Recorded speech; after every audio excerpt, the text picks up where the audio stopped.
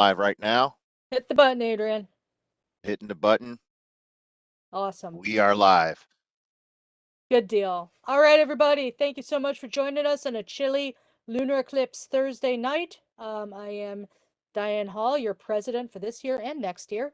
Bit of presidential business to kick things off. First off, I'd like to thank everybody who participated in the election last meeting. Thank Ken Burton for officiating it, and Dale Parton, our outgoing first VP, for assembling the slate. So it is an honor to serve y'all again for another year, and we've got a great board assembled, including a newcomer, which is always exciting. So I think we're really looking forward to another fantastic year of getting back to normal in the WAS. To that end, we've been looking into some of our options regarding the rooms at Macomb. As I have emphasized, it seems likely that these Thursday meetings will continue to be digital after we have resumed open houses in person, and we hope to be able to transition back into live meetings at Cranbrook, hopefully with a hybrid component, since we have reached a lot of people that we never reached before during the time that we've been digital, and would really hate to lose that participation. So the board has a lot of tasks to work out as we get that transition up and rolling. In the meantime, thanks for joining us for another digital meeting. Good to see y'all from coast to coast. And like to point out, we made the papers this week. If you did not see it, I believe it was the Warren Weekly has a really cool article that not just some of your officers, but other members, past officers, past President John Blum, contributed pictures. It is a really cool article. The writer was super into the topic. Bob Tremblay let us know that he was on the story. He did his research. He talked to a whole lot of us. Very lengthy conversations. I know only a fraction gets into print, and sometimes when you see what's in print, you're a little embarrassed because it's the piece that you didn't feel you said quite correctly, and you didn't want it going into the paper. But nonetheless, we have made the news, pictures and all. And if you haven't had the chance to check it out now. It is really cool. Great picture from one of our past picnics there. A lot of familiar faces. One of Mark Kedzier's beautiful customized telescopes from the library program. A lot of good quotes and anecdotes. And yeah, so check it out. Including a shout out to our digital only member, David Levy. Okay, so with that good news out of the way, Dr. Dale Parton, what have you got? Thank you, Diane. At our next meeting on December the 6th, Dale Teamy will give a short presentation with a rather intriguing title, Triumph and Tragedy in 3 Acts. This sounds more like a David Levy title to me. Then the full-length presentation that evening will involve a panel discussion led by Bob Tremblay. The subject will be anti-science sentiment in the United States. I don't know whether Bob still has room for more panel members. Perhaps he can comment on that. Bob was here earlier, but just was feeling too under the weather. Yeah, Bob's and left. Yeah. Well, anyhow, if you're interested in being on that panel, you can contact Bob and ask if he still has room to be on it. Again, the title of that panel discussion, Anti-Science Sentiment in the U.S. Then in our last meeting of the year, on December the 9th, Adrian Bradley will have a presentation entitled Pictures of the Sky. and I'm sure they'll be fascinating. Hoping to have one to add from tonight, as a matter of fact, if I can survive. Okay, let me end by saying we really, really need some speakers for next year.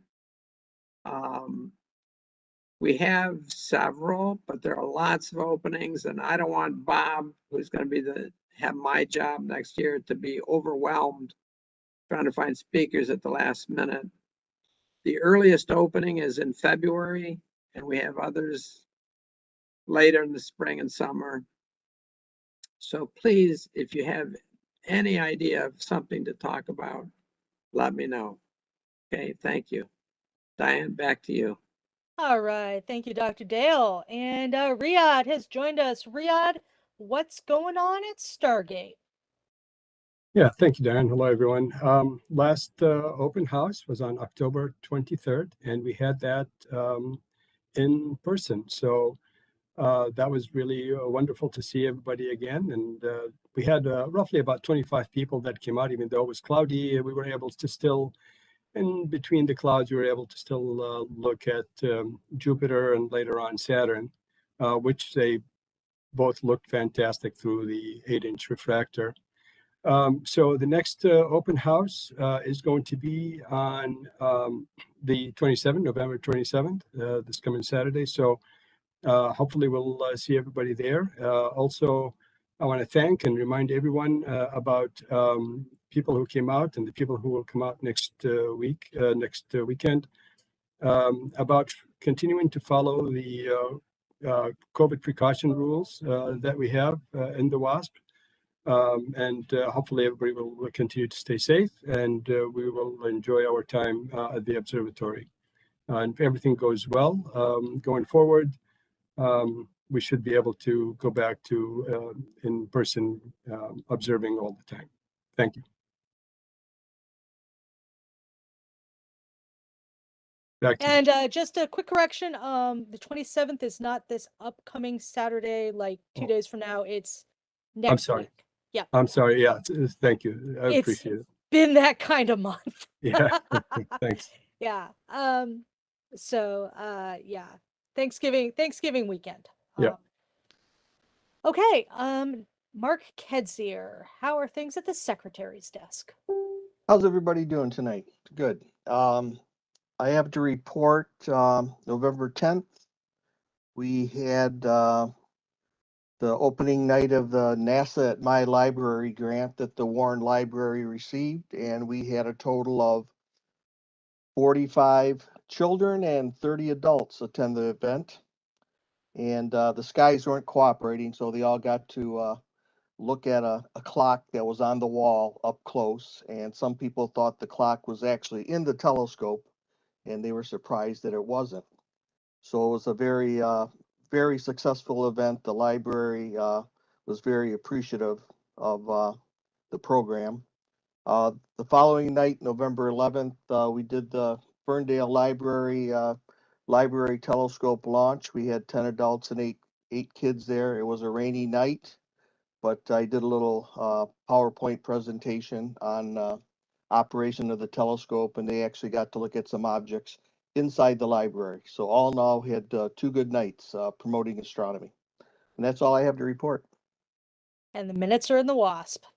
Yeah, and also I didn't get my hard copy of the Warren Weekly, so I'm gonna have to go online to see it. So Okay, well I posted the link, right? Or I posted the we've got a couple of links there. In okay, I'll be chat. talking to my mailman. So Yes, all right. definitely. All right. No, so as you can see, Mark and Riyadh are demonstrating we are back in business out there dealing with kids, dealing with the public, and dealing with bad weather because this is Michigan. Adrian, over to you at Treasury. So you probably will see a blank screen because video has decided to evade me, but I still have a treasurer's report. We can hear you loud and clear. That's good. Audio, as long as audio works. So we currently have $21,280.14 in the treasury. There are $200 in checks that will be added to this total as there's been a couple of donations for events that have been done. I think Dr. Dale, you did one, and there was another event that donated $100 to the presenter, and they're all coming back to our account.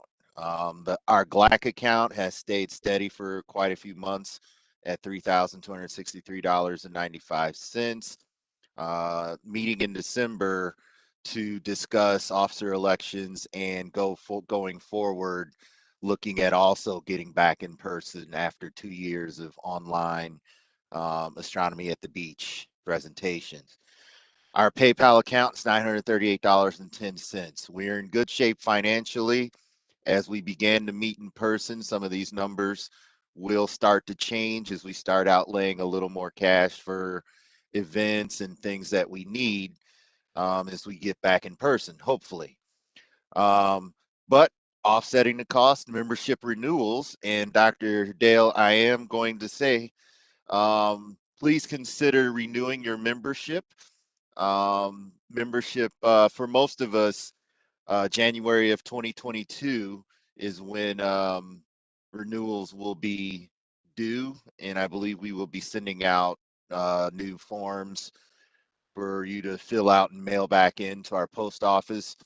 All the information for rejoining using PayPal is online at our website, which I'll post in the chat after my report. Do consider renewing your membership. If you are watching the meeting and seeing nothing but a blank screen, don't worry. That's my video's fault. It's not your fault. And please consider joining us. Our website has information on joining and making your payments through PayPal, which is our preferred method. You can use your credit card. You can send it directly to us through PayPal, and we will send you a welcome email with information and benefits of membership. So that's it for the treasurer's report. I'm going to see if I can fix my video. Thank you all. Thank you, Adrian. And relevant to money making, just wanted to remind you all that while calendar submissions, I believe, are just about wrapped up, if you get some good lunar eclipse pictures tonight, be sure to send them into the calendar committee, aka publications. Will do. But we've got a lot of submissions, so we hope to be sending in the orders for those shortly so that they are available in as physical copies as soon as possible. We also have we've got some virtual, we've got the virtual banquet, but we've got some real prizes for the virtual banquet. So you've got that to look forward to at our upcoming banquet and / end of year online party. And yes, the membership renewals are going to be coming due for the vast majority of us on the 1st of the year. So keep that in mind. We've got a couple of absences tonight among the officer crew. Bob Tremblay is under the weather, thankfully not with COVID-19. Seems to be a run-of-the-mill virus that he and Connie probably picked up from the kids that Connie teaches, because that's what happens. So Bob is very happy that we are returned to in-person activities with the things that Mark Kidsier described. If you have participated in any such activity or virtual presentations or other events, please let Bob know so he can give you proper credit in the WASP and at his next report. Dale Teamy is also off for the night. He says the November WASP is online. December WASP is well underway. If you wish to contribute to the December WASP, please keep in mind that we do have the holidays complicating things, so get those submissions in as soon as you can. He emphasizes the calendar deadline is the 20th. A JPEG or TIFF image is preferred at 300 DPI if possible. I will post that in the chat right now so y'all can see that. If you need to copy that for your own references. And then a history subgroup, of which Dale is also the chairman. He says he's got more Detroit Astronomical Society newsletters staring balefully in their containers in the corner that he will have to do something about, which means the Detroit Astronomical Society digitization project continues, which is fabulous. Being able to play a role in resurrecting its content online is a very cool thing made possible by the Dorothy Dyer Bennett donation several years ago for late brother Kim's archives. Also, as far as deadlines go, we are in the process of ordering the awards for the awards banquet. So we are no longer accepting nominations for Distinguished Service Awards. But if somebody comes to mind and something really cool happens that you want to let us know about, we will definitely want to give those people credit at the banquet. So drop us a line. That concludes the officer reports. Don't see a formal solar subgroup captain. Anybody want to give us a lowdown on the sun? We had some spots just yesterday. I don't have it. I've got I can't get it up on this, so Yeah, Soho's website was having some issues yesterday, Yep. According to several reports. Yep. So, but there are a few sunspots. If you do get to see the sun, have a look. History was it subgroup already reported. Astrophotography subgroup. I don't see Bill and I don't see Bob. Adrian, have you got anything for us? Well, working camera is not one, but so I did take some photos. I've got some wide angle photos. I'm actually attempting to get a certificate from the Royal Astronomical Society of Canada on being a certified wide angle photographer. Awesome. And I've sent in, I think they've got 14 out of 15 categories. They've sent back their feedback. I've responded with sending other images. I told them about my attempts to get the eclipse tonight, and they said, well, if you're going to try and get that, why don't you send it in and use that for one of your categories, and then we'll go through and see you've got everything else. They did say that most of the images they saw were favorable, and so they were pretty happy with them. And one of them that I will go ahead and share really quickly from this screen. These are the images that I presented, and one of the ones that they really liked, we're talking eclipses, the last solar eclipse, where I was able to catch the eclipsed sun as it was coming out of the clouds over the lake. And I happened to catch a bird here, but I was focused more on catching this part of the eclipse. So you'll see something like this and you go, this isn't a normal day. This isn't a normal sunrise. Adrian, we cannot see your pictures. Uh-oh. I should hit the share button. There you I'll go. bet you can see it now. Now you know what I'm talking about. You got Lake Huron, you have a sun rising out of the clouds that's half eclipsed.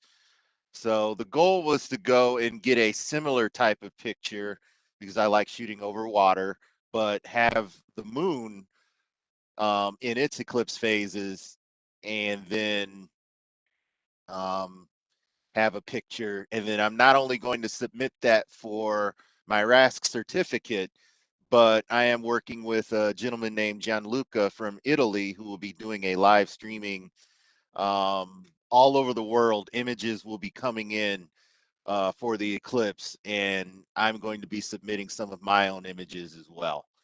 So staying busy with the astrophotography, basically deciding I'm specializing in wide field astrophotography.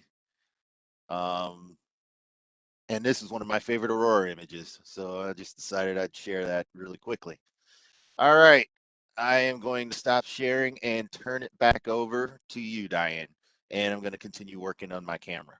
Very cool. Before you do that, could you just give us a brief update on the Astronomical League? They celebrated their 75th. There's an online presentation they did for their 75th anniversary of the Astronomical League. Those of you interested in joining the Astronomical League, we will look closely at those who renew their dues and include Astronomical League fees. So be sure to include that 750 if you would like to be a part of the Astronomical League. They are planning to return to an in-person conference next year. And one of the places that I go to, and so does our esteemed colleague, David Levy, is a regular member of the Explore Scientific Global Star Parties that typically happen Tuesday. The Astronomical League usually does feature presentations there. They give away prizes, they do drawings, and have contests. Um, and so that's a good place to get familiar with members of the Astronomical League. So be sure to, when renewing your payments, and I see a couple already coming in. Thank you to those that have already renewed your payments. Be sure to include that 750 if you would like to join for 2022. It's due on June, but I can send that information in to the Astronomical League at any time. I've got contacts there, and we will make sure that you become a member. And if you'd like to receive digital copies or hard copies of the reflector, just let us know. And I'll have more info next week on things that the Astronomical League are doing. They highlighted outreach with that 75th anniversary program. So it was very enlightening. They talked about the various types of folks that you run into when you're doing outreach, and I identified with most of those. So definitely make sure your camera's working, one, and then two, make sure you send in your membership. If interested, you can talk to me if you have any other questions. And now I will turn the meeting back over to you, Diane. Alrighty then. Okay, so we don't, of course, have a discussion group running right now, but I did want to say that John Blum had offered earlier in the year, before we knew what the COVID situation was going to be, to host his traditional pre-Thanksgiving discussion group on site at his house. The recurrence of COVID, which is still very bad right now, everybody. Michigan is a hot spot. Be careful. Get your booster shot. I did this week. Knocked me out for a day, but I'm glad. The kids are eligible for vaccination. We want to see those rates up because we want everybody to be safe.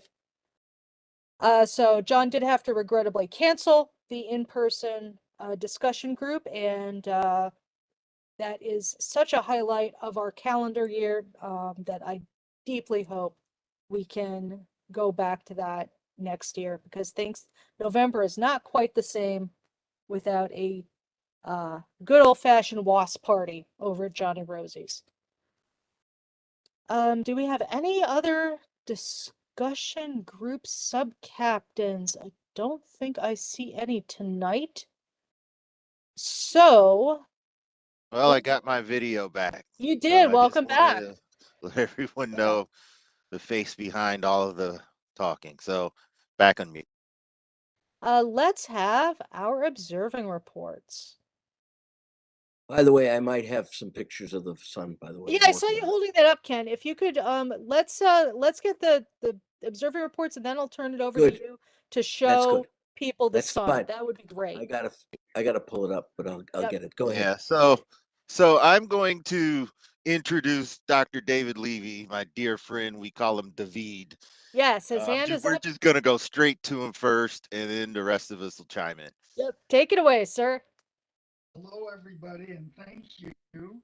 Um, I'm certainly hoping to get the eclipse tonight. As all of you know on the news, that Congress today passed a huge bill that says that Tucson area Southern Arizona has to be clear enough tonight so that we can all enjoy the lunar eclipse. Signed by the president amidst dancing, and so I'm hoping the sky will cooperate. And if it doesn't, it doesn't. We'll see. My poem tonight has to do with the lunar eclipse. I've read this before the last eclipse, but it's a good one. It's by Thomas Hardy. He saw an eclipse in London area, eclipse I think in 1902. This poem, 1903.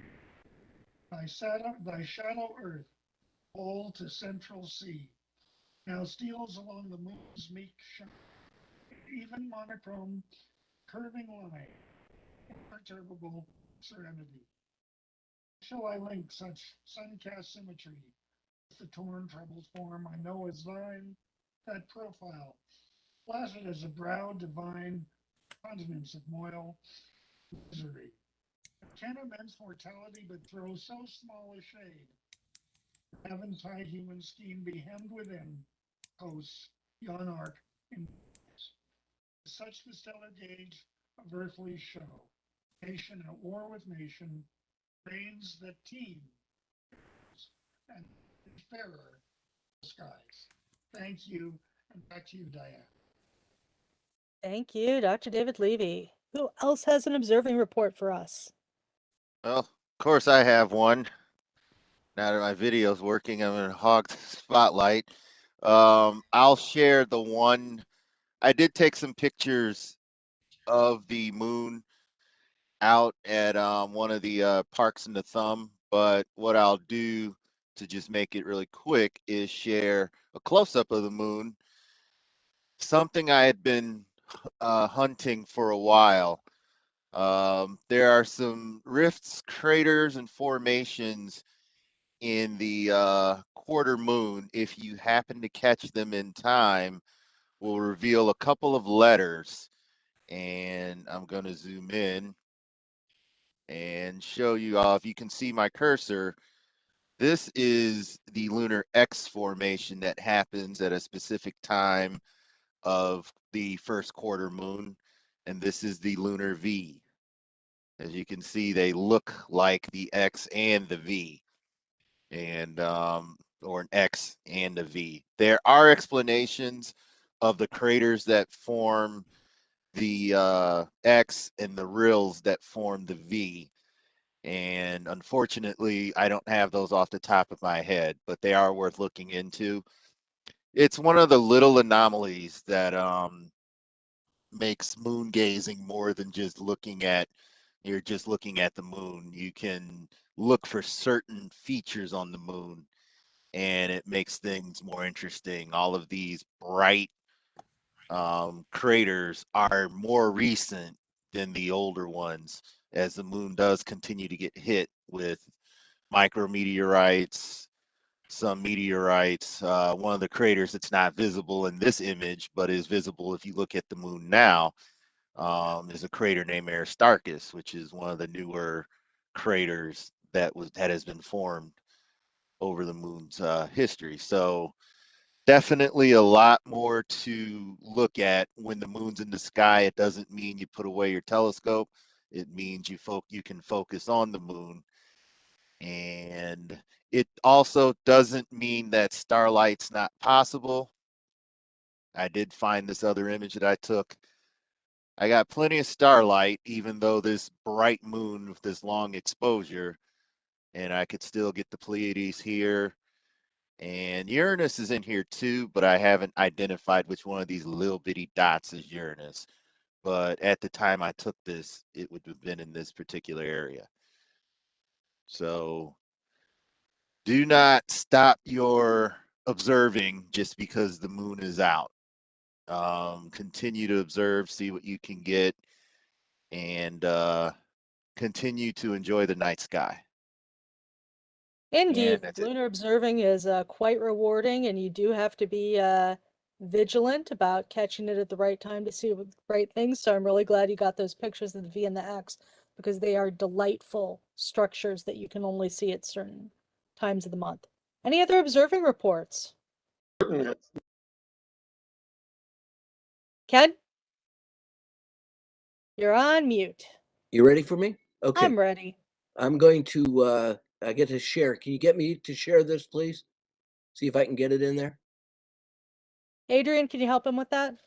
I sure can. I just made you a presenter, Ken. Okay, so let's share this shot for you a little bit. I think this will do it. You got it? We can see it. Okay, so here's your sun right now, and you can see a couple spots on it right there. As I move in a little bit, can you see it? Yes, we can.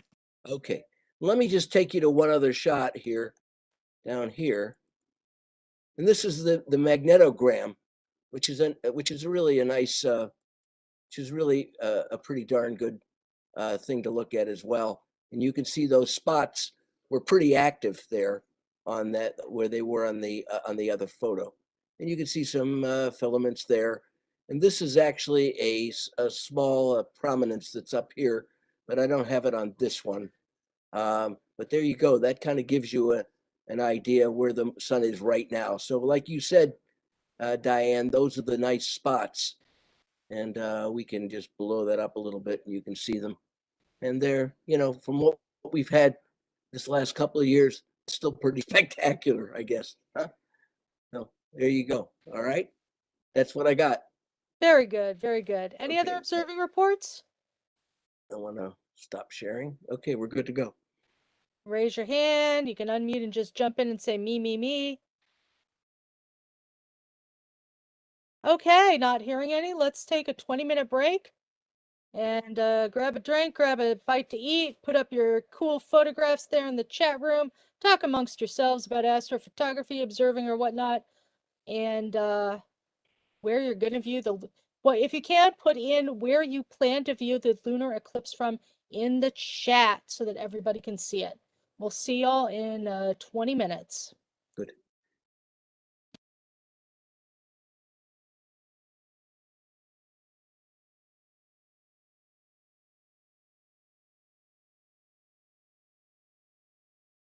So, Adrian, I talked to Fred Espenak.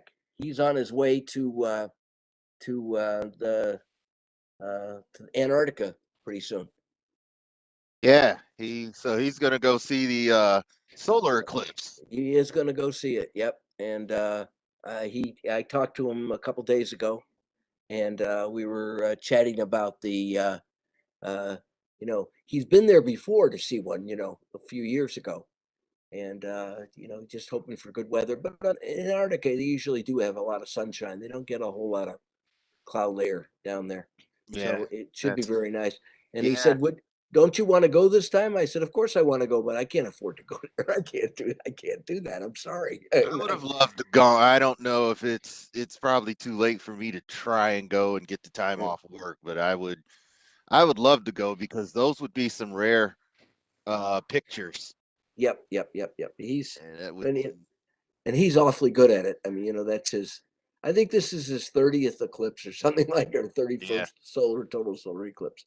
I mean, I've only got 12. yeah. And I've only got one. No, I've got two. I've got two solar eclipse, one total solar eclipse. Okay, good enough. Yep. I've seen about with the partial eclipse, probably I think it's now 19, something like that. So Yeah. and Those are a little easier to come by. They're more likely. Yeah, and then of course I saw I don't know whether you did or not, but I went to Greece in 2004 to see the transit of Venus across the face of the sun, and then I went to Arizona to see the one in 2012, which was kind of cool. No, I got into astronomy so late, I didn't know of those things. Oh, Was that's too probably bad. worried about. Yeah, it's too bad because I would have loved to have tried to. Now I would have loved to have tried to image it, and I don't know that we're going to get any more transits in my lifetime of either. Well, if you're going to live to 2117, you're going to get to see it again. Okay, well, I just gotta live I But just you'll made get to, 50. I just made 50 a week ago, so making I it to get it. 2117 is That's not so bad. it's going to be a stretch. Yeah, but there's a few more Mercury transits that are coming. They're okay, but Those are good. I but will I got have it. to settle for good old Mercury. Yeah, If you but call I it settling. those transits are they're not to be believed. You just they just even the transits of Mercury across the sun are pretty spectacular. Yeah, But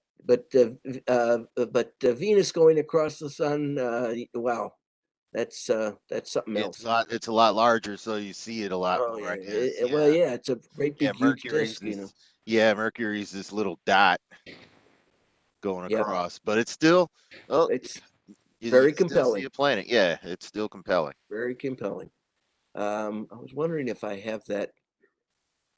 I might have it here for you too. Hold on a second. Yeah, what's that? Yeah, I can hear you a little garbled, but I can make it out. Go Yep, ahead. we can hear you, Cheryl.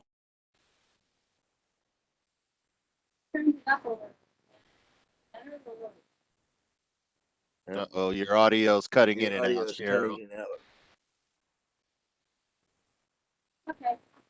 Oh, here it is. This is. You want to give a hold on a second. Let me see if I can get this. Give me a share, and I want to see if I can get this. There it is. Here you go. You want to give me a share? Get me sharing. Again, yeah, I think yeah, There we go. you already have it. So once I give it to you, you can just keep on sharing your screen. Okay, here we go. You got it on the front yet? Yep, we see it. And there's That's Venus, isn't it? Venus right in the middle. And Yeah, look at that. Look at the activity on there. This was the 2012 transit because the 2004 was still a minimum, and that's what you got. So that's cool. pretty damn nice. And Yeah. look at the size of that sucker sitting across the sun. I just find that to be just spectacular, you know. And Not those only that, sunspots, you know you know, what? It's a little bit of trivia. When is the only time you can see Venus as a full disk? there you are. It's during the transit. You That's got it. actually a good trivia question It's a really good because trivia you question. never see Venus Yeah. as a full disk. I think I have a I've got a couple of moon and planet photos. I'll steal the See share this. from you. Go ahead. And Let me take it off. Let me get out. I'll oh no, talk. I can knock you out. Yeah, Okay. that's not a problem. Okay. Yeah, moon, crescent moon. This is the growing moon that's gonna get eclipsed and become full. It was just a crescent here, and here's Venus. Uh-huh. Sure. This was handheld taken with a camera, and you can still detect a phase. It's a little blobby here, but you can kind of detect a quarter phase Yep. on Venus, and that's the fact that it's a 600 millimeter camera handheld with both of these in view. The Sure. moon was is it the clearest moon? Not the cleanest moon, but it's still you can still see giant Mare. I Mhm. also did that with Jupiter, and Okay. it's when I was shooting, I realized I did the shot and then realized I think I have Lunar X and Lunar V. I've also got all these people pictures, but I thought I saw the Jupiter And I shot have on my somewhere. screen now. I've got Mercury going across the sun also. I'll give you back the screen so Okay. you can share that while I look for the This is what I want here. It this should is be it. There it is. Okay. And yeah. you can It see looks like a Mercury sunspot. looks like a sunspot. But you can know the difference in the two of them. It's just it's Yeah. astounding. I mean, it's just we Yeah. I think here's in the middle. There it is in the Yep. middle. Yeah, Kind of cool. it is cool. It's also Yeah, if you don't know what you're looking at, you mistake it for a sunspot. Yeah, absolutely. So It's yeah, it's you it's have pretty to. tiny. I think this is a pretty good. Oh, there's a real good shot of it right there. There you go. Yeah. That's Mercury on the Yep. sun. Yeah, you can see it's a disc and not, just Yep. Yeah. But it's but again, when you look at when you take a look at Venus on it, it just is a stunning difference. yeah, It's just amazing. definitely. Yeah. It's been fun, and I love taking trips on these things. I'm going to tell you something, Adrian. I've only seen the Northern Lights once, and it was never a spectacular thing. And I've been in so many places where you could see it because I got clouded out or something, or a little sun. When I went to the eclipse in 2016, the Faroe Islands, that should have been a great time to see it, but we got clouded out. We just couldn't see the Again, skies. it's the You know, clouds follow. I've heard of other folks who try to see or aurora eclipses get clouded out. yep. Um, this is a quick. Go ahead. Yeah, so I had this photo, pretty good detail, and I look Yeah, down and I it's go, magnificent. that's the lunar X and the lunar V. And so I think I cropped. This is one of the images I cropped to get like that full moon. But that's the that's basically what it looked like back of my camera. This Terrific. dot right here, Hmm. let's zoom in on that. I wanted to show you one more thing after you get Yeah. that, but I got one more And thing. look what we Oh, got. there it is. Oh yeah, An yeah, that's great. equatorial band on Jupiter with a I 600 love that. millimeter Isn't lens. that's a great, you can actually see, I think you can see a couple of the Yeah. moon. Yeah, one of those ones below it. Yeah, Yeah. probably Ganymede. I wouldn't be Yeah. surprised. All right, give me Yeah. back for a second. I wanted to Yeah. show you what the sun Go today. ahead. Let me go share. Here's the sun today with it gives you the prominence that you can see up there. See it up there? There's one up there. Yep. Oh And wow, then that's a big there's a prominence. real nice prominence. That's a real nice one up there. And the rest of them are pretty minor, but that's pretty good. And there's a little bit of activity over here and a little Yeah, bit of activity over here. that's gonna miss us. Yeah, yeah. We're not, no coronal mass ejections for us today, unless it comes out of here. you know.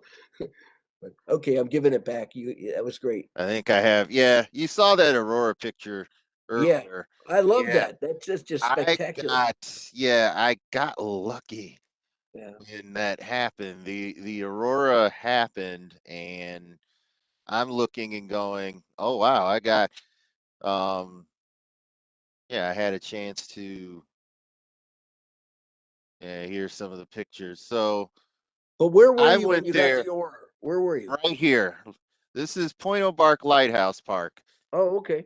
I highly recommend it. Well, I used to. It's now so bright I got that it. this view, there are four lights over here. This view Mhm. aiming, over here is gone now. Gone. I think I have a few photos of it somewhere. I'd have to open up Lightroom to show you just what it looks like now because they added some photos. But yeah, the aurora, this was in March. Oh, really? Good. And this is facing away. This is that image that you just saw. If Yes. you turn around and look the other Ah. way, Oh, the okay. lighthouse is behind you, Hmm. and you look out, you were able to see this. It was quite the sight. Now here's a picture of that lighthouse and then the aurora that was around it. And this is from there's an area over here kind of on the shore where you can shoot back at the lighthouse. A lot of pictures of the lighthouse during the day. If there's a lot of surf here, Okay. photographers will come and take the picture and they'll have the waves. But I come in here at night and I take the picture of it at night. Well, that's awfully calm right now. So, Yeah. mhm. And this is another, I think this was from the same time. Oh, cool. Um, Okay. Now this is you're to the right of where you were before. Yep. correct? Okay, Well, this is, yeah, to the right of so this is the other side. You walk over right, here, got it. Okay, okay. and that's where I was. And so that's where these pictures are. So yeah, this is, so if you hear, that's actually the perfect one. So if you start here, and actually you can see the numbers were sequential order. So I took this Yeah. picture hmm and you had the Milky Way, and then I said, okay, fine, let's turn around. And then I turned around. That is exactly opposite, and all of this was going on behind me. Wow. I framed yeah, this is yeah, that's heading towards Taos area, but yeah, March, the spring equinox was the aurora was very heavy, and this is the photo that I was able to frame and get really sharp. Fabulous, fabulous shot. Have you been to the southern hemisphere? No, I am planning on going Oh, you to have to it, go. or at least Oh my goodness Florida. gracious. I have, yeah, I've been seeing views of it. Well, We are with the I did on Facebook a review. You know, I've been doing reviews every week. I have astronomy of the day. I mean, astronomy of the week that I do every Wednesday evening. And last night I did the the cross, the Southern Cross. yeah. That's an Nice. interesting story about that. You know, that's the way you find the southern. The sailors found the southern pole, literally. You know, to go to the southern. You know, the where the pole was pointed to in the southern hemisphere. There's a line that goes uh, from gamma Crux through A Crux, and you just take that thing down, and you go right, Yeah. and you get to that, and it's the smallest of all the constellations. It's Yeah. very small, but there's the three stars in there, Alpha, Beta, and Gamma, are spectacular. I mean, they're just Yeah. spectacular. And I did this Different whole colors. report If on I that. could, yeah, if I could find it, I'd find Dave Levy's photo that inspired me to do all this photography, but I don't know if I have it here. Well, I have one here. Go ahead and share. Yeah, I'll give you. I don't think I have. Let's share it again. Okay. Yep, you're good. Uh, You're good to go. Once I give you sharing, you've got it. okay. This is from Sky Safari Pro. Let me get it out here. Okay, and um, you can see on the left these are the four stars in the Southern Cross, and the coal sack is here, right here.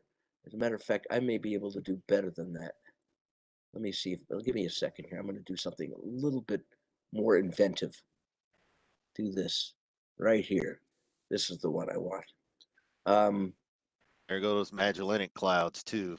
Yeah, and then you have in there you have the jewel too, which is cool as well. Yeah, the jewel box. Yeah, That is, I've well, seen that's it. images from the gentleman who do from the Southern Hemisphere on that global star party. He Here. come in and would show us his stuff, and I always tell him I will come down. And then Okay. someone from New Zealand came on, and I said, okay, I'll go there too. Do you have it in front of you now? The cross. Um, no, I don't have that picture. I don't think I Wait, put it here. let me see if I've got. Hold on a Yeah, second. any picture you've got is Okay. fine. I don't know. We can This is see this is the back home. picture. This is the picture of the cross itself. Yeah, that's a beautiful shot And this is the into coal the sack. Milky The Way. coal sack is here, and the jewel is here, right over here, the jewel box. Yeah, But this is A Crux, and this is Beta Crux, and this is Gamma, and this is, of course, is Delta, and yeah. and this is the line you follow. You know, now this star up here is 88 light years away, and these two are about 350 away. Okay, so they And just happen to line up, yeah, looking like a cross, right. but And they're it, really separated by yep. quite a And few light years. it's a very pretty thing to see. And it's sitting right there in the middle of right near Alpha and Beta Centauri, which are Yeah, I they think those outshine two them pretty stars. significantly. Yeah, Yeah, don't and those two stars go to its yeah, they're down and to the right. right. Excuse me. Well, actually, on this thing here, I think this is actually the crux. Here, they can do this. This is the actual. There you have alpha and gamma and beta crux. Move over here. There's Rigel Centaurus, which is Alpha Centauri, and then that's Beta Centauri, and they just outshine everything in there. These are just magnificent. And then you're not too very far from, of course, the several of the other what is 47 Tucani, which is really Yeah, very cool. And of course, the large that is a very large cool cluster. globular, what the second largest globular cluster. I'd Right. always thought that M13 was. Turns out No. M13 is third. Third, 47 Yeah, Tucani. 47 Tucana is second, and Omega Centauri is an Omega Centauri. the I'm telling you, largest. put that in a telescope, and you pull your head back. You just Telescope when full you of look at it. stars. Yeah, it's just Yeah. amazing. Anyway, this is Sky Safari 6, by the way, that I've got up here. Yeah. Which I is kind just of downloaded 7. Yeah, I understand it just came out. Yeah. Yeah. Yeah. It's it's pretty good. I'm All right. redoing stuff. Go ahead, Diane. All right, gang. 20-minute break. I see y'all went on a sky safari during the break. Hope everybody had a good time. Grabbed a snack, grabbed a drink, because it is now time, assuming our Dr. Dale Parton is back, which I don't see his face yet. Soon as Dr. Dale Parton appears, it will be time to turn things over to him to introduce tonight's featured speakers. Okay, thanks, Diane. Tonight, our main presentation is going to be given by John Pannuto and Tom Croskey. John has had a long-term interest in astronomy, starting off with a good old 60-millimeter refractor, long way back. I remember having one myself. But he became very active in astronomy after his retirement a few years ago. He's a member not only of the Warren Club, but also of the Oakland Astronomy Club and the Seven Ponds Astronomy Club. So, he's in. And tonight he'll share some of what he's been into since his renaissance in astronomy. And as I mentioned, Tom Croskey is his co-presenter, his collaborator in this. Tom also had some early experiences with astronomy decades ago, and then set it aside for other pursuits until the big R word, until he retired. He then jumped back into the hobby, focusing on astrophotography. And he is a member of the Oakland Astronomy Club as well as the Warren Astronomical Society. So their presentation tonight is entitled Selecting Targets for this season's Viewing or Imaging. Take it away.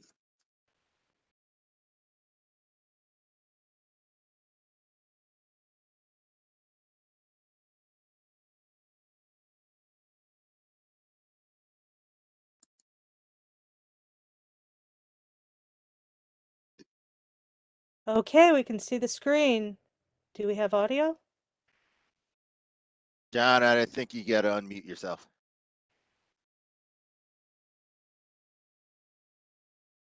That helps immensely, doesn't it? Yes. Yes, it does. Thank you very much for the pointers. And thank you, Dale, for the kind introduction. I'm John, and I'll be sharing the beginning and the conclusion of our presentation tonight. I'm going to leave the heavy lifting, the middle part, to Tom. And once again, the title of our program is Selecting Targets for this season's viewing or imaging. I'm going to turn my video off. That's better. I think our opening slide says it all, so I'd kind of like to go there.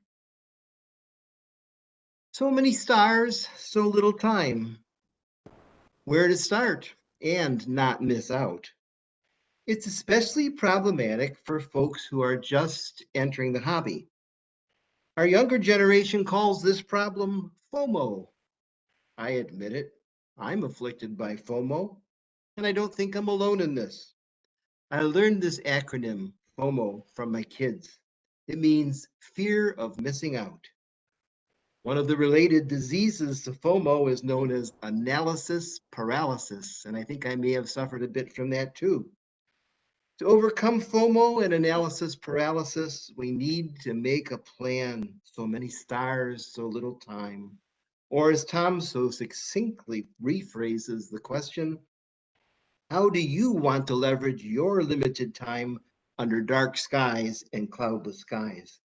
In tonight's program, Tom and I are going to share some thoughts about preparing to observe, not just tonight, but for a season of viewing opportunities. We hope you find the program interesting and helpful. Here's an overview of what we're going to talk about. To begin the program, I'm going to share some of my observing illusions as a newbie, in the hope that if you're new to the hobby, it might short circuit some of your learning curve. And for our more experienced members, I'm hoping you might get a chuckle as you remember your early days of discovery.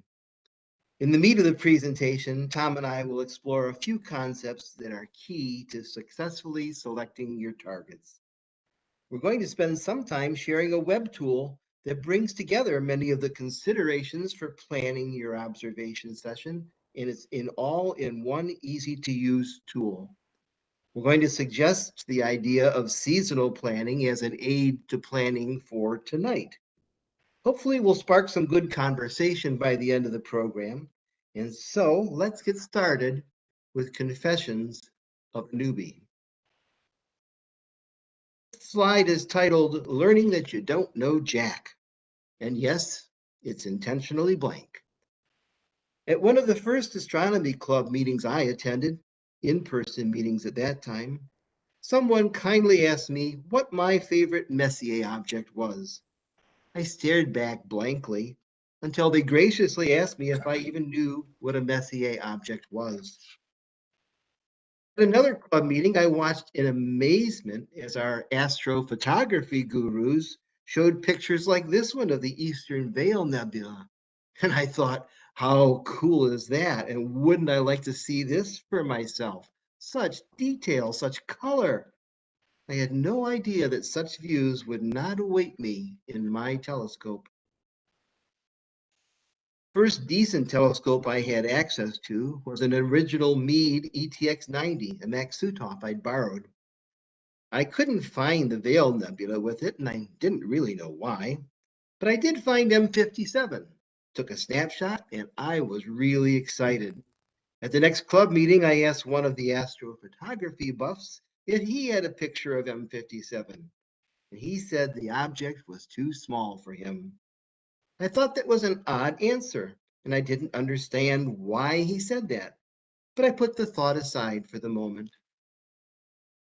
When I first saw a galaxy in the lens of a large Dob, it didn't even look this nice. I could barely see anything and could not understand why folks were so excited by this.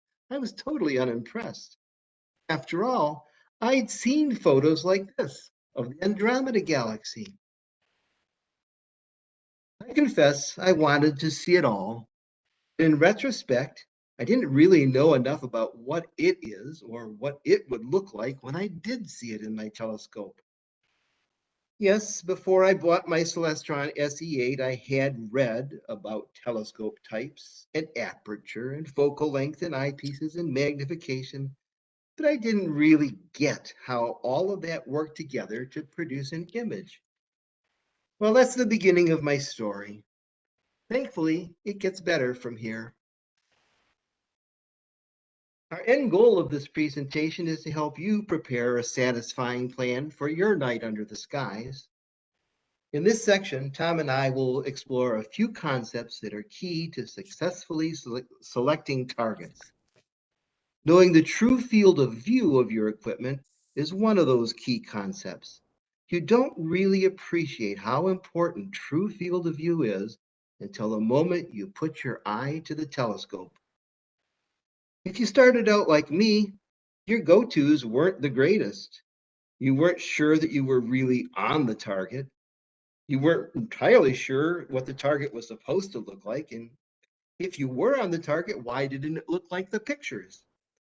Well, with practice, my go-tos did get better, and I was looking at the right place.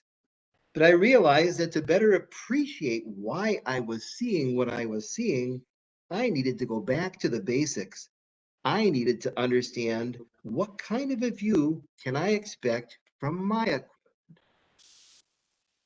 When I bought my scope, I keyed in on two ideas. First, that I should buy as much aperture as I could comfortably carry to an observing site for as much money as I could comfortably afford.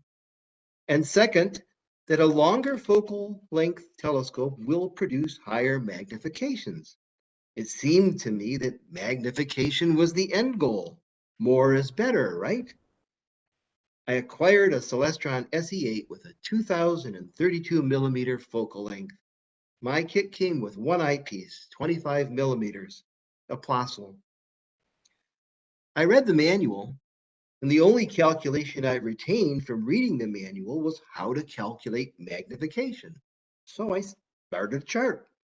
Magnification, I figured the focal length of the tube divided by the focal length of the eyepiece.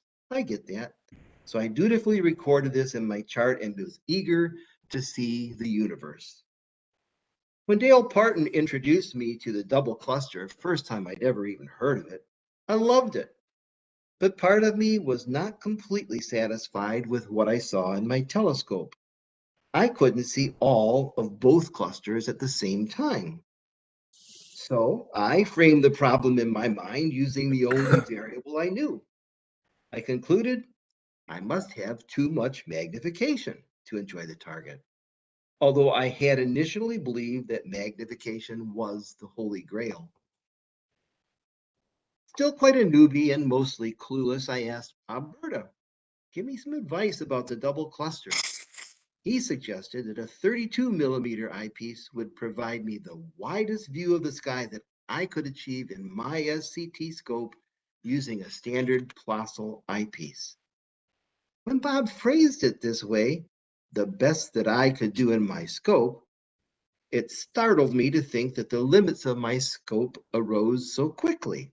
I mean, from 25 to 32 millimeters didn't seem like a great leap.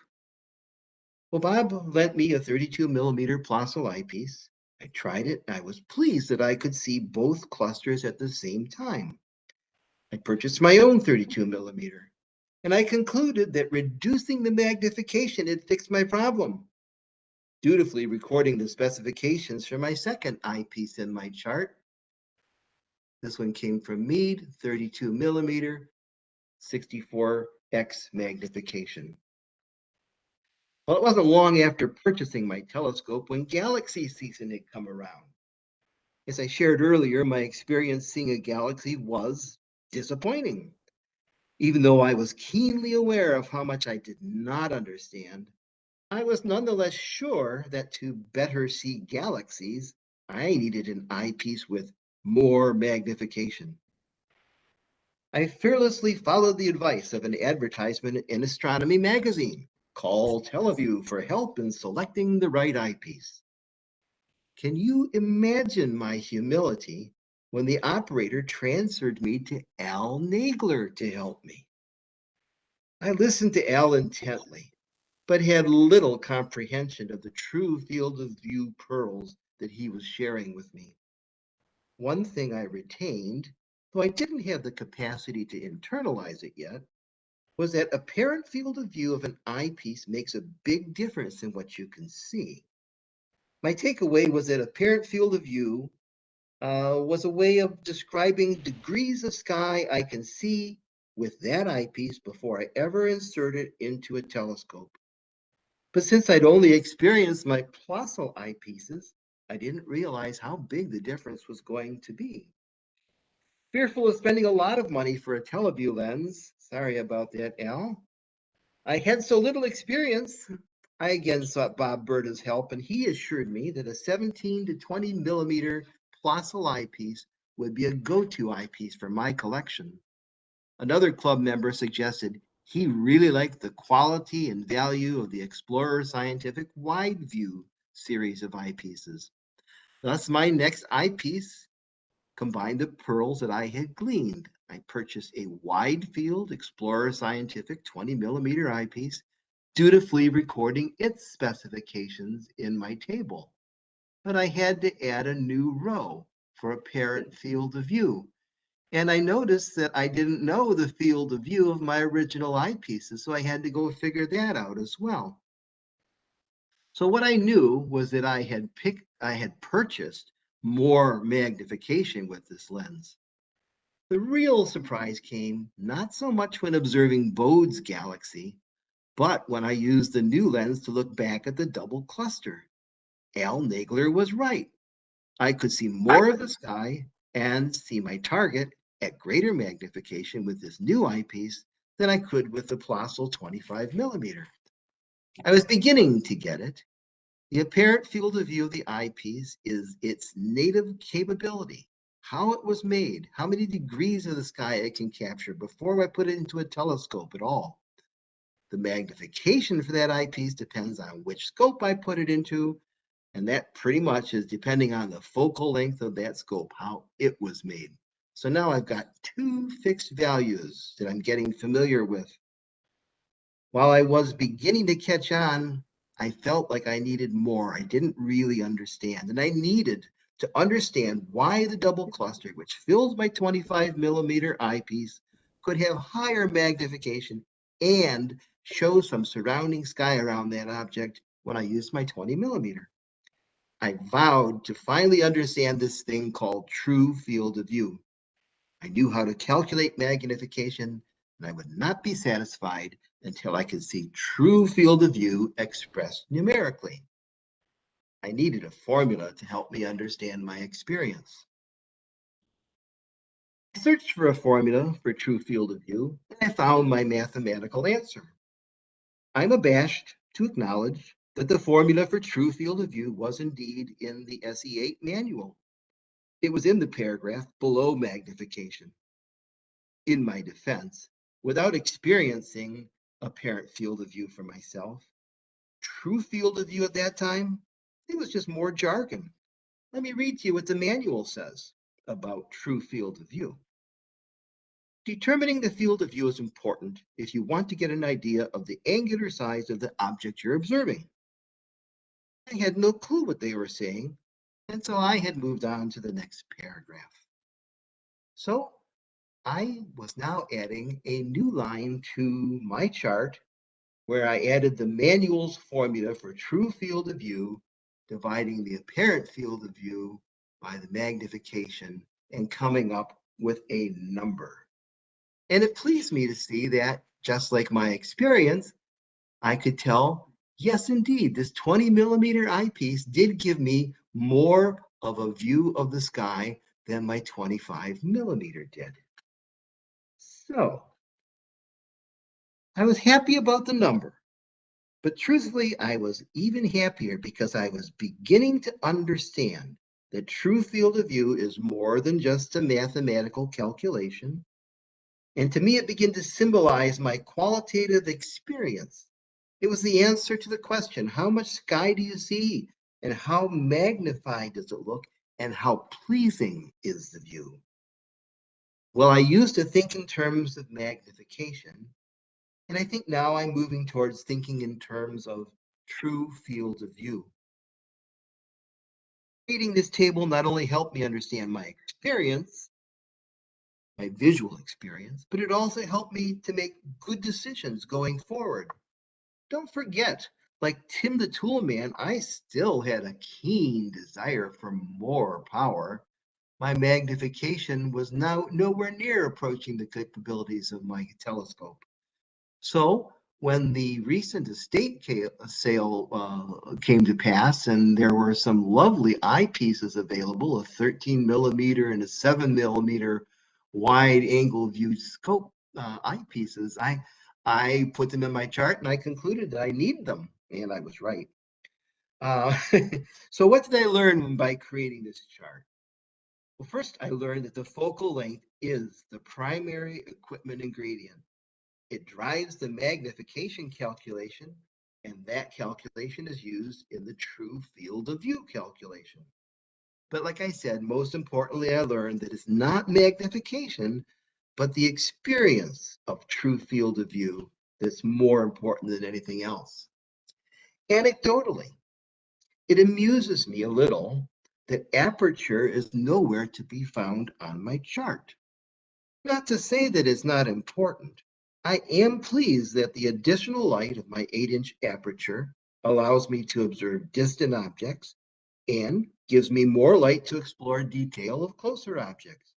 I just find it humorous that aperture played such a big role in my scope decision, and that I had no grasp of the importance of true field of view when I made the purchase.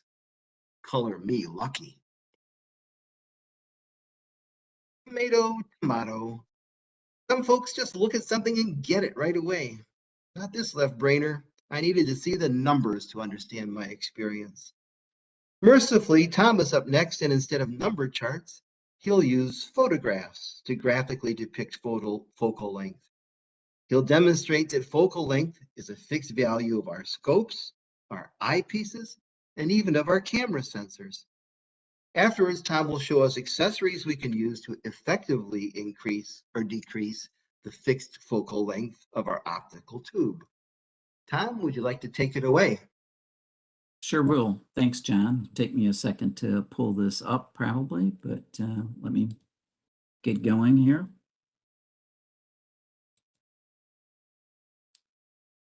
We got it. Excellent. Okay, good. So before I start showing some images exactly, and basically, like John said, for some people, when you're first starting, you don't really think about the field of view. You tend to think about magnification, and field of view plays such an important part of our hobby, of what we can see at night. And of course, what we can see at night, there's lots of less controllable items that we do not control, especially in Michigan with our weather. But there are some things we can control when we purchase our equipment. And so the top two, quality of glass and the aperture, are clearly important. They're set when you buy your scope, whether it's quality of glass or quality of the mirror. But really the things that impact your field of view are the three things on the bottom. And this is nuanced. There's ways to slightly adjust this that I'll talk about in a minute or two, but I'm going to really focus on the focal length and the eyepieces, or if we're talking about imaging sensors, and of course, the different types of eyepieces that you can buy. So a lot of data on this chart. What I've done is I've used a tool to look at M42 and simulate what it would look like through an eyepiece. And so along the side here, I've got three different telescopes, a Meade refractor with a 1250 focal length, a Dobsonian with roughly the same focal length, 1200, and Nexstar 130. This is a Newtonian. Kind of interesting, right? The focal ratio, well, the field of view is the same because the aperture is so different, the focal ratio quite a bit different. So, obviously you're going to get much brighter objects from the Dob, which is a good feature to have. So while we're not talking about the aperture, clearly an important part of a telescope to be able to see faint objects. And then down here, you've got a Newtonian that's roughly half the focal length, roughly the same focal ratio. Going across the top, then I've got, three different eyepieces. We've got a 32 millimeter 17 millimeter and a 6 millimeter. These are all 1.25 inch. 1.25 now are probably the most popular eyepieces. At one time it was a 0.9625, but as years gone on, 1.25 inch, I'll say, is the basic eyepieces, with 2 inch being, I'll say, a more expensive and serious eyepieces. And I'll talk about those in a minute. But anyway, what this shows is M42, a pretty obviously large object, several degrees across.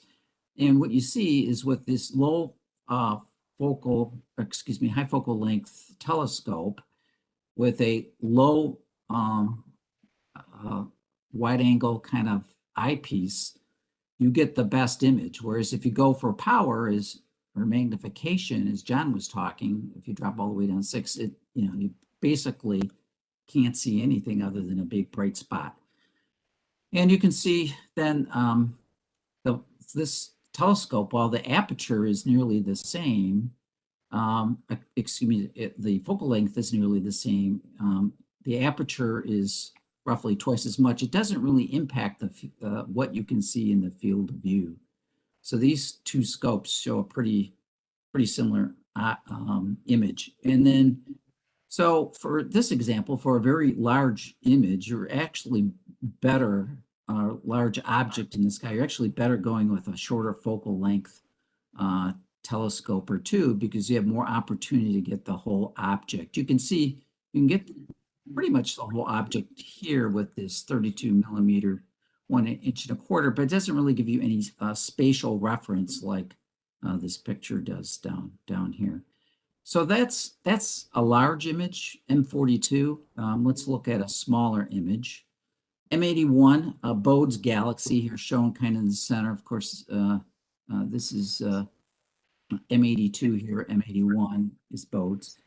And I would describe M81 almost, I'll say, as an average galaxy. It's probably in the 10 to 20 arc minutes across. And as many of you know, there are much larger galaxies. If you look at M31, I think that's the outlier. But, if you look at the pinwheel, and there's probably roughly, 5 to 10 other fairly large galaxies. But after that, you drop down to this, 10 to 20 arc minutes, where there's many more. And then, of course, there's thousands that are much smaller than that even. So if you're into galaxies, the long focal length telescope, the 1250 or 1200, has the opportunity to really get you, more detail. And on the flip side, you're fairly limited here with a shorter focal length telescope. So the story is flip-flopped. So you really have to have an idea on primarily how you want to use your telescope, because once you buy the scope and get the focal length, you're going to be going more towards a path to look at smaller objects versus, bigger objects like large nebula. So this is what the images look like through an eyepiece. I've got one chart on imaging through a camera.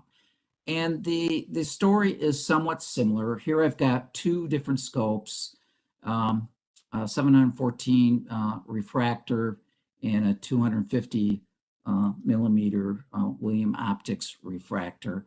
And for the sensor sizes, kind of from small to large, this is a 1 inch sensor, like an ZW ASI 183. This is a 4/3 sensor. It's larger, as you can see, about a third larger. And this is a DSLR cropped sensor, so it's quite a bit bigger, you can see. And the story is similar. If you get a longer focal length, you see or can image objects with more magnification, but you need a larger sensor size to try to get a larger image in, such as this happens to be the Pleiades or Seven Sisters. So, quite frankly, in imaging, these smaller refractors offer you this opportunity to get totally into view these larger objects, whether large star clusters like the Pleiades or some of the larger nebula that you might want to image.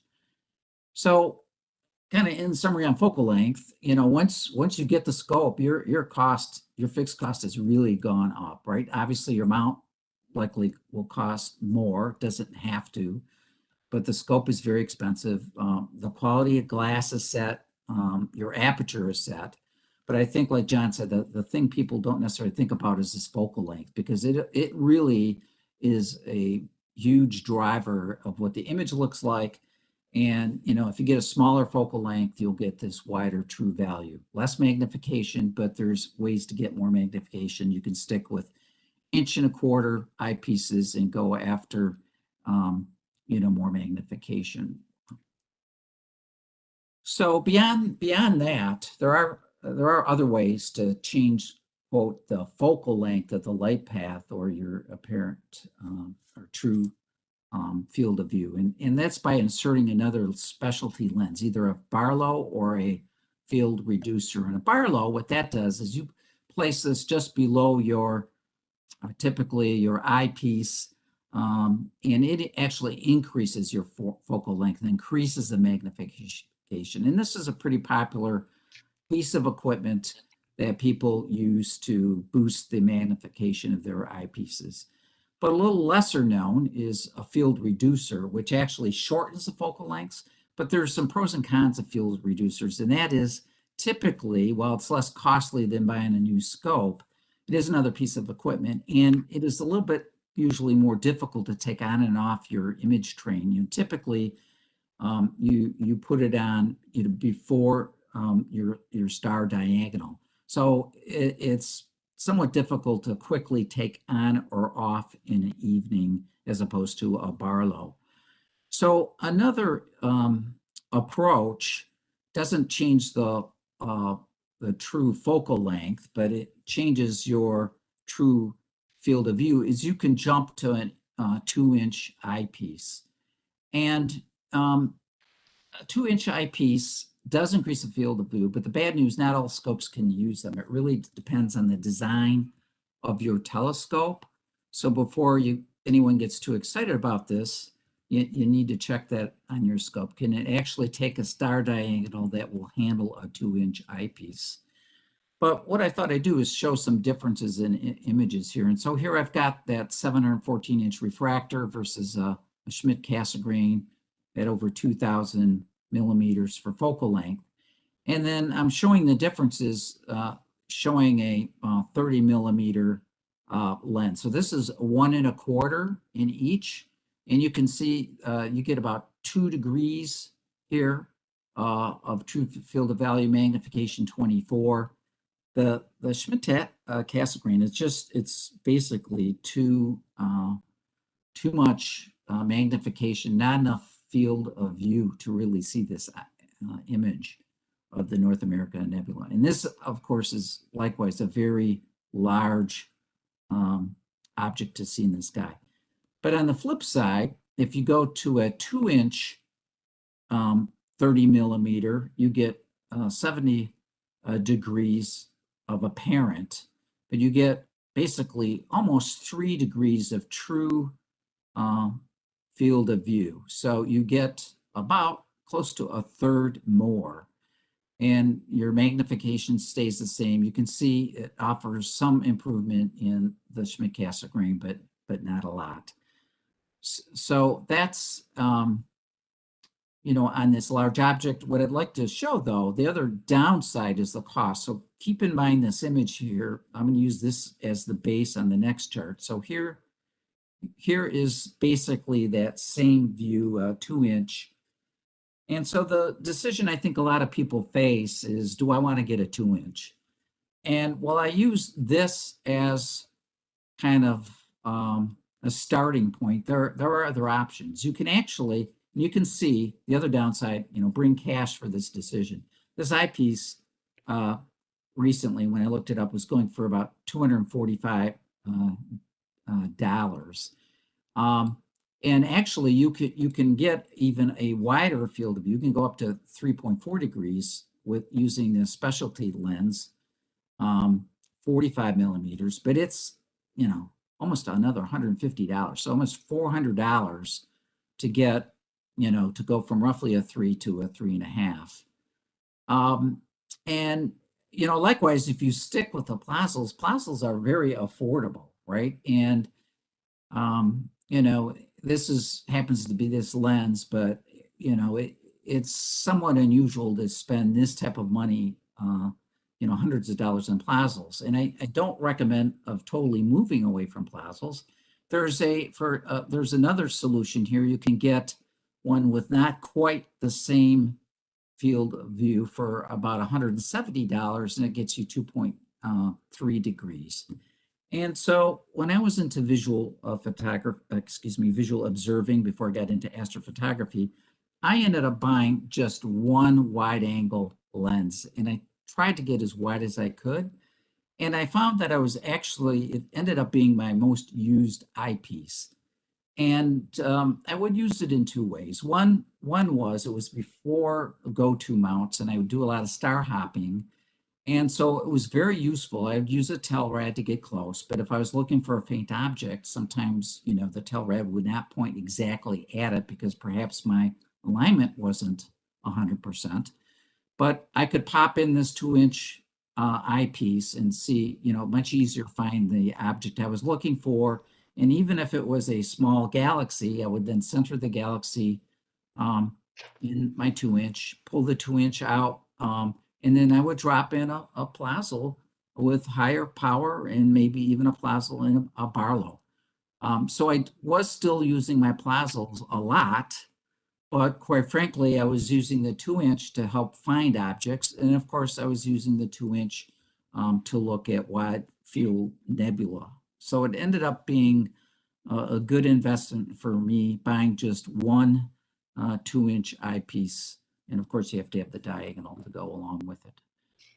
So enough about equipment. Now, John and I thought we would shift gears here a little bit and talk about some of the software in planning your observing session. So just a few charts on this.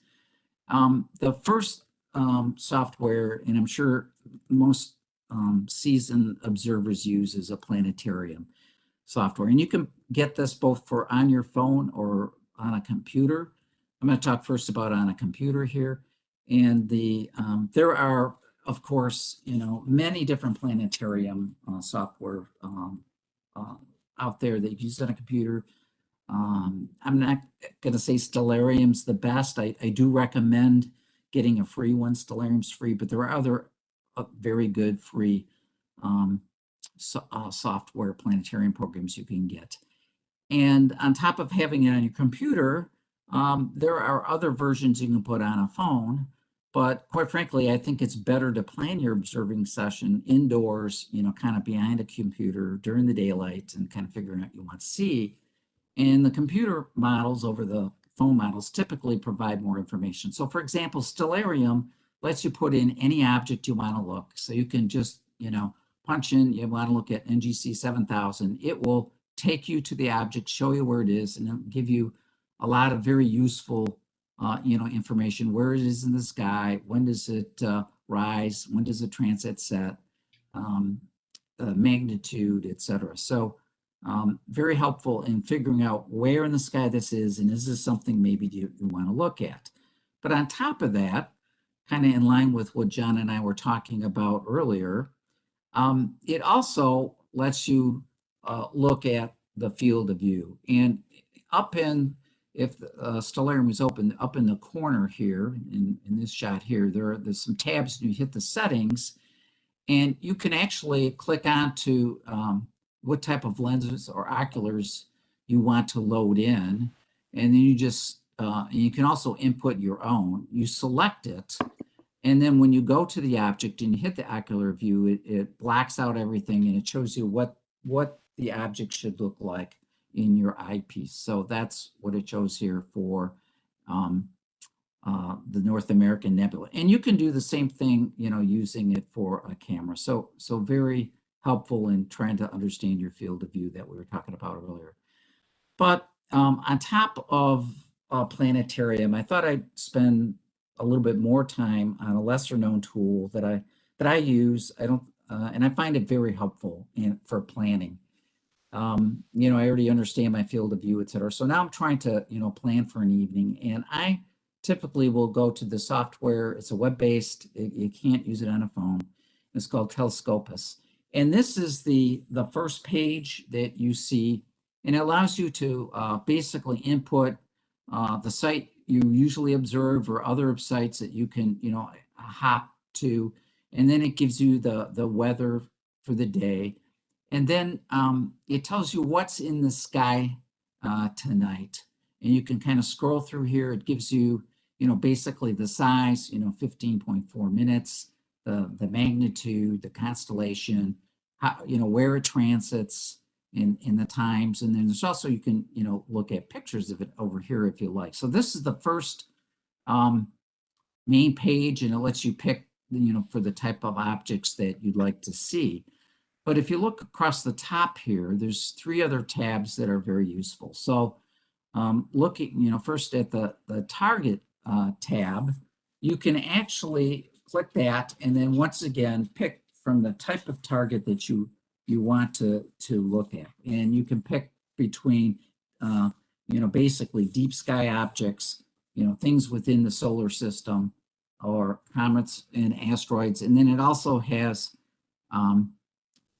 planetarium software that I don't really use because, frankly, it's not very powerful versus some of the other software you can use. But in picking a target, it lets you sort by all these variables. So if you know that you only want to look at something that, let's say, is brighter than 8th magnitude, you can, put that in here. Or if you want to look at objects greater than only 10 arc minutes, you can put that in there. So it's not loading in really, really small objects that are difficult to see. So it's very helpful.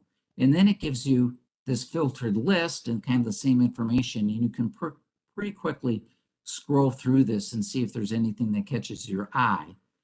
And then when it does, you can actually, within this toolbox, save it to your own list. So it's one of the features in the toolbox that you can save, objects that you are interested in. But the toolbox has several other tools in it, and one is this telescope simulator. And this is actually the tool that I was using to kind of clip the pictures that I was showing earlier.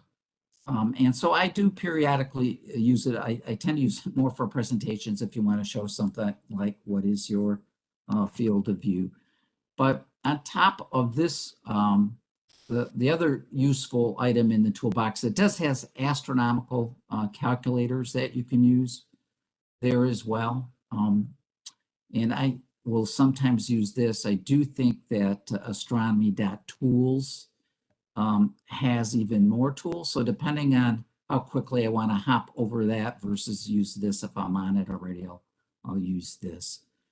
So I guess what I would say is I find this tool, very, very useful. I find I go to it a lot, and therefore I thought, it might be something that should be shared for others that have not yet seen this tool. So that's all I have, and I'm going to turn it back to John here.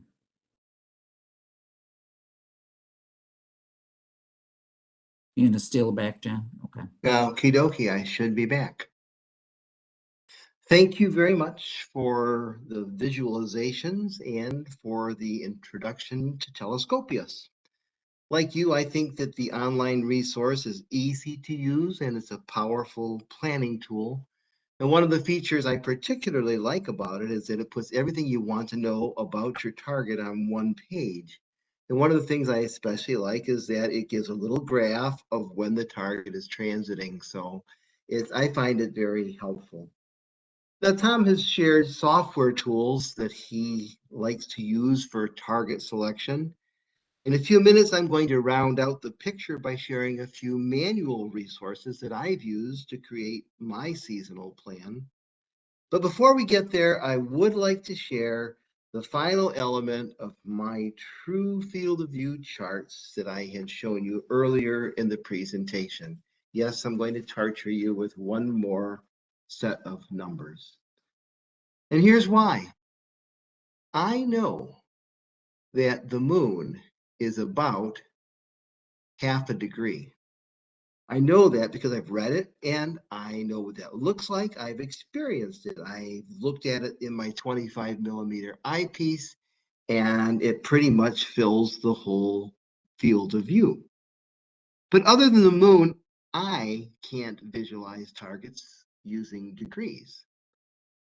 And if you think about it, paper target lists are always referencing the target size in arc minutes.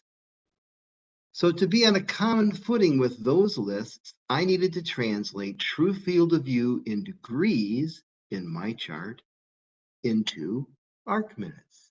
So what was simply 0.82 degrees that I could see, I now know that's 49 arc minutes that I can see if I choose to use that eyepiece in my telescope. So I know how much I can see. To me, that was really important. It was the last step I needed to do. And it was easy. I just multiplied the already known true field of view, 0.82, times 60, which is the number of arc minutes that are in 1 degree. So with this last step, I now know the arc minutes visible for my scope and my eyepieces, and I can easily compare my capabilities to my potential targets. Finally, I felt that I was ready to make my personalized viewing list. Why? Because I was totally unaware of the great planning resource that Tom just shared with us. Well, I decided to stop relying on magazine articles that are not necessarily targeted to my equipment. And I decided I would make my own list of objects that are a good fit for my equipment. I was going to seek out objects that are considered by our peers to be some of the best objects to observe. And of those, I was only going to include objects that worked well with the true field of view capabilities of my equipment. So in my chart, I plan to list objects by the season in which they're best viewed, either in order of right ascension, maybe by constellation. And my list was going to show the object's size in arc minutes, and then which eyepiece I would use to enjoy it. Finally, my list was going to include the constellation where the object was found and the magnitude or brightness of each object to further qualify what might I expect to see. Once again, serendipity smiled on me. I had purchased a copy of the RASC, the Royal Astronomy Society of Canada Handbook. I discovered, to my delight, that our peers at the RASC had published the very list that I had imagined for myself. In fact, there were actually 2 such lists in the handbook. One list includes all the Messier objects sorted by season, within season by constellation, and then by right ascension, showing arc minutes and magnitude and the constellation's name, everything I wanted to do. The other list includes 110 of the finest non-Messier NGC objects, and they were sorted the same way. Well, that was a real find. So now I use these 2 seasonal lists in my true field of view charts to choose objects that are appropriate for me. On my seasonal list, I prioritize the must-sees using these comments over here that are made by people who have looked far longer than I have. I use that to help me prioritize. And all I really have to do then is to prepare for this season is to add a note about which of the eyepieces I'm going to use for each of my targets. Then to prepare for any given night, all I have to do is consult my seasonal list. I make a limited target list from my seasonal list. I try to group targets that share the same eyepiece configuration. At least I always group targets by right ascension. And other than choosing my alignment stars for the night, on any given night, I have a plan and I'm ready to observe. After I'm done observing for the night, I make notes about the objects I've seen, and I identify the ones that I'd like to see again.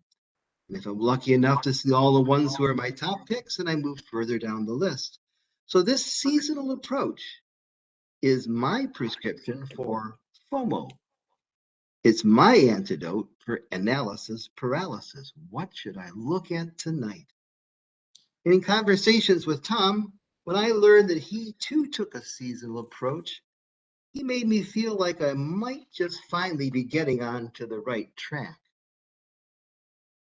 Well, in addition to those two manageable RASC lists that I just shared with you, there's additional manageable observing lists that you might consider. One good example is the Caldwell catalog by Sir Patrick Moore. There he chooses 109 non-Messier, NGC, and IC objects. Another great resource would be that as a member of the Warren Astronomy Club, you can choose to join the Astronomical League. Consult the Astronomical League website for different types of manageable lists, such as binocular sites, double star lists, lunar observing lists, and there's more. As a junkie on several Cloudy Nights forums, I also found a manageable list from a highly regarded contemporary, Don Penzak, where he lists 500 best targets for 6 to 8 inch scopes in dark skies. And I've included a link for this on the citations page at the end of the presentation. It's from Cloudy Nights. Well, highly accomplished and dedicated observers like David Levy are inspirations to us all. If you haven't read his book, Sky Watching, I suggest that you do. One treasure in the book is a table ordered by night of the year from January 1st onward, identifying which constellations will be at your local meridian at 10 p.m. Standard Time. What a great reference for knowing where to look tonight. So there's a lot of things out there. On the current slide, I have referenced some of the classic lists. So in case you haven't heard of them, or you have heard of them and wonder what the heck they are, here it is. Now here also is a fun one that you probably have heard of but never seen, and that would be from Aristarchus of Samoa. His list of the 850 brightest stars, he created that one about 150 BC. And established the rubric that we use today for ranking stars by magnitude. And of course, there's Charles Messier, the great comet hunter, who did us an immeasurable service in cataloging bright objects that weren't comets. Anyhow, suffice it to say that many of the lists on this slide are not beginners lists, but it's important to know just a little bit about them, most notably because the NGC and the IC lists are selections. There'll be tables, there'll be directories in your controller handset for your go-to telescope. You can pick from some of those objects. So it's important to know that those are massive catalogs. It all started with the general catalog. It was called the General Catalog of Nebulae and Clusters of Stars, the GC.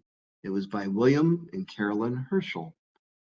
And it was the basis then for what we now know as the NGC, or the New General Catalog, which was published by John and Emily Dreyer.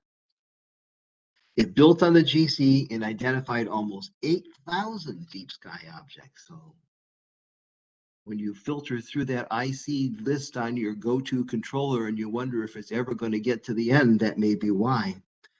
So the IC, the Dreyer's supplement to their NGC list, added 5,400 more deep sky objects. The RNGC, the revised NGC catalog, contains almost 14,000 entries. Which brings us back to our starting point, our dilemma. So many stars, so little time. We don't have unlimited time or a scope that rivals Herschel's famous 40-foot telescope. It wasn't just a 40-foot telescope, it had a 40-foot focal length. I don't really know how long it was, but the focal length was 40 feet. We don't need that. We won't have it. What we do need is a personalized observing plan suited to our curiosity, our equipment, our viewing opportunities, and our backyard locations. Or as my friend Tom so succinctly phrases it, how do you want to leverage your limited time under dark and cloudless skies?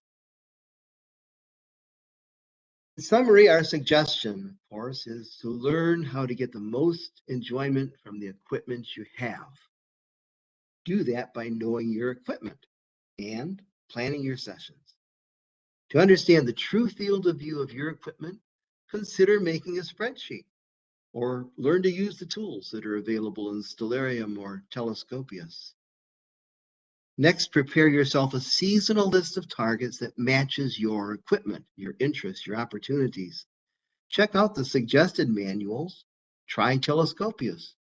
For those objects that you do include on your list, note the eyepiece or the Barlow or focal reducer you're going to use. So when it comes time to go out that night, just consult your seasonal list to prepare tonight's list. Make a small list of your prime objects for tonight in right ascension order. If possible, group them using the same ocular configuration. And if you're an Alt-Az user, you should probably figure out before you get outside which stars are you going to use to align your scope. As they say, know before you go. Have a plan and work your plan. Enjoy your success. Keep a log of what you've seen, maybe a few notes, maybe a primitive sketch. To keep it simple, I dictate my observations into the voice memo recorder on my phone, and after the observing session, I update my seasonal list of objects, where I like to keep track of what I've seen and which ones I surely want to visit again. Lastly, share the night sky with others and learn from other club members. Astronomy is indeed a rewarding hobby. So this ends our presentation. We'll leave the slide of resources on the screen for a while, but we'd like to offer the floor now to anyone with a question or maybe a story of their own to share, maybe a clarifying contribution you think ought to be made, or maybe you've got a favorite software tool, or maybe you could even post that into the chat window. So we're done, and we'd like to thank you for your interest and attention. Well, thank you both. That was a very sweet, heartfelt talk and a great way to gently introduce some numbers, which some of us tend to not like the numbers talks, but that was great, and the photographic examples you used were awesome. North American Nebula particularly, I mean, that really brought it home. So yes, questions, suggestions, follow-ups for our speakers.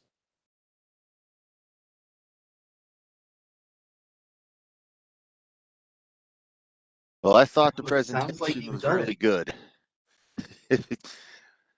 um, yeah, plenty of resources that had I started with them all, I might have not wandered and meandered from visual to the astrophotography to, well, now I use cameras for almost everything. So, yep, I thought it was a really good presentation. And I recognize a lot of the, especially the software Stellarium. I use both Stellarium and Sky Safari. We've So, got Adrian, I'd like to point out those lists there just for a second. So I was talking about the Messier list that had all the things that I wanted to know on it. There's a link for it here from the SEDS organization. There's that's the same list that I was using from the Astronomy, Royal Astronomy Society. The NGC list is there too in the SEDS website. You can get a Caldwell list from the NASA website. It's got the same kind of information. And Don Penzak's list of the all about eyepieces. So if you really want to boggle your mind with eyepieces, he's got a great buyer guide there. His handle is Starman1. Other online resources are sky maps, where you can get free monthly downloads and take a look at their planispheres that they sell. Some of them list all of the Messier objects and some other cool stuff. That contemporary list I was telling you about that Don Pensac put together, a list of 500 best sites for 5 to 6 inch scopes. Here it is on cloudy nights. So probably all you really need to know is the conversation ID 367697, and you can download that yourself from Cloudy Nights if you'd like. So brief interruption. Sorry about that, Adrian. That's okay. We have a question from YouTube from David Bruzoff. How much is Telescopius in terms of cash? It's free. Best answer of all. I would agree with that. Well, there you go, David. That was the only question we got from the YouTube stream. Thank you for forwarding that, Adrian. Any other questions? Or I do like the suggestion that other people share their own tools. Jonathan and I, being manual observers for the most part, so no computers welcome, we still use the Astro cards that we inherited from the late great Larry Kalinowski. So those are have been a fun guide. And I admit, I don't follow Astronomy and Sky Intel quite like I used to, but their monthly columns were a huge spur to me when I first really got into observing. I would just get the new issue and comb through it and see what caught my eye in each of their monthly columns. And it led to some things like going off on a 3-year hunt for the Bubble Nebula. But, you know, we had a lot of fun that way too.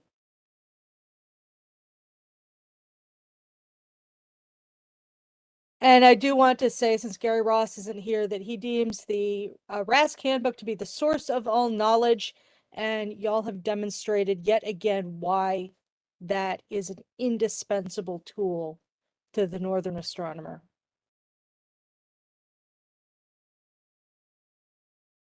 So I have been corrected in my pronunciation. It's David Breezoff. And I probably still missed it. Breezehoff or Breezehoff. So thank you for correcting me, David. Hopefully I got it right this time. If not, we'll try again next week or next meeting. Any other questions for our most excellent presenters? Going once, going twice. All right. Well, I'm sorry that we cannot join y'all to linger over things at the Coney Island. Maybe one day in the future, we can follow up a Thursday meeting with the Coney Island Fest. In the meantime, can call this one a night. Thank you again to our two presenters for a unique and very helpful talk. And remember that we've got the open house / double star meeting, not this upcoming Saturday, but Saturday of Thanksgiving weekend, so over the holiday. And then we'll reconvene after the holidays for the final quote unquote virtual Cranbrook meeting of the year and the last regular club meeting of 2021. So thank you again for joining us on this cold Thursday. Take a nap, get your hot cocoa, set your alarms, and make sure to go out and see that lunar eclipse about 4 o'clock in the morning if you want to catch it at its darkest. If you want to stick it out for the whole show, go out there about 2 hours prior. So 2 o'clock a.m. to 4 o'clock a.m. until you drop. Freeze. Or freeze. Lunar eclipse behind me right here. Yes, the nice rusty moon right there. Rusty moon there. So yep, so good luck everybody, and take pictures, share your stories. Want to hear some good observing reports from the lunar eclipse at the next meeting. Good luck and stay warm. We'll see y'all. Take care. Can you hear Yes. me? Did I fix it? You did fix it. You sound great.